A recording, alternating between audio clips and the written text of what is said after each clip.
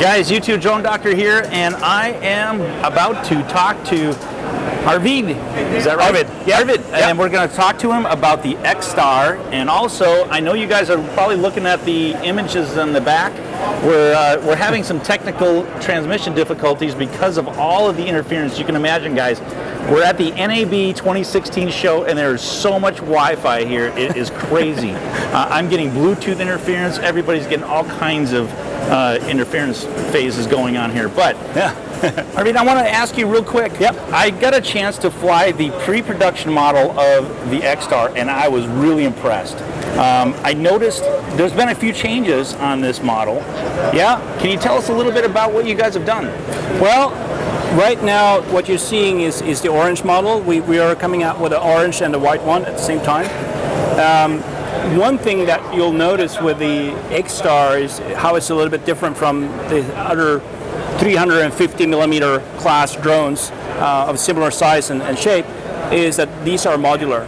Everything about them is meant to carry different payloads for different purposes. So if the camera will break, or if you have a different purpose camera, can't go into details about the modules we're working on right now, but we are working on different models, is you just push the little button and pull the module off, and it just clicks back in. Very, very nice. Very quick, very clean. Yep, yeah, and this is something that we really believe is important on all our devices. So you'll see the handheld camera, you click the camera off, the big Kestrel, the VTOL, vertical takeoff and landing craft with a 9 feet wingspan, the whole nose cone comes off, and you can have a different nose cone for different purposes. If you have a payload that you need to carry, or if you have a camera underneath, or what you may have. Very, very nice. And now, are the motors, if I remember right, weren't the motors a little bit more powerful than the Phantom when I was flying it? It sure seemed like it. It sure does, doesn't it? I don't want to comment on the competition, but it is plenty powerful. We have a battery that's the capacity is slightly larger than the competition. And 4,900 milliamps. Yep, yeah. We've noticed that just having a little bit more capacity also gives you that feeling of a little bit more power when you're flying it. It's more wind resistant.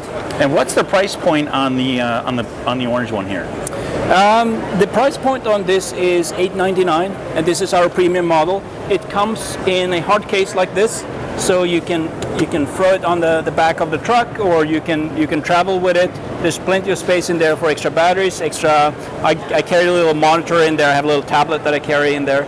You can probably squeeze a small computer in there as well. But yeah, it's great value. It comes with a 64 gigabyte card. Very nice. And one little note about the camera is we worked really hard on this camera.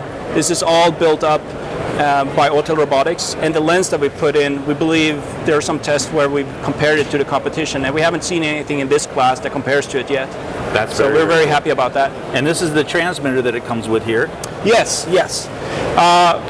There's slightly, again, we've done our little twist on things. So we believe that we want to do the application-specific things in the app, and then the flight-specific things should always be available. Even if you run out of battery, you can always see how far away it is, how high up it is, what mode it is in right now. So you'll have that little display there. So you have a separate display on the transmitter itself. Yes. And then you'll also see it in the app, then I take it? Come again, sir? So if there's an application on your phone, do you also see the same information in two different places? Well, in some cases, yes. But in most of the time, we want you to focus on what you're trying to do. So if it's photography, we want you to be able to frame your shot, not be worried about too much data. So you can actually just remove all the data, watch the framing here, and then you can just glance down and see how much battery you have left, how far away it is, that sort of stuff down here. Gotcha. And that goes for the different modules as well, where you always have the same type of data down here that's aircraft specific. Okay. And then the applications would be more of the module specific things. There's a lot of different models here. So I noticed also you have different flight modes. Is that right? There's different orbits and follow me mode type of things that you guys have for this? Yeah, absolutely. We do the follow me mode, great for filming when you're on a bicycle or in a car or something and you want to follow and get a really nice shot. You can move around, you can make adjustments as it's flying. Then we got the orbit mode. Again, you can change how fast it's orbiting, how close it's getting, all of those things in flight. And then we have the waypoint mode where you can either set waypoints by flying around, or you can on the map just mark, and that's what I did yesterday. I did a mapping mission where I just marked on top of the property on the map, and I said execute in the time lapse. So the copter flies around and takes pictures on the time lapse and just executes its mission. I was sitting in the grass just watching the thing go through its path. Once it's done, it comes back home, and yeah, it's very, very easy. That's awesome. Now, does this one use different frequencies? Like this one here, I believe, uses just 2.4, and then this one uses dual. Is that right? Yeah, that's absolutely correct. So the Wi-Fi only model, the great thing with it is you can put a phone up here. You don't need any cables. It just works. The range is somewhat limited because Wi-Fi is pretty popular. Right. This one has a great range, 1.2 miles, and the reason we can guarantee that distance, or not guarantee it, but that's what we've tested with. Expected, right? Depends on the environment, of course. Right. But it's using 5.8 gigahertz for the controls, and then we have a video feed on 915 megahertz.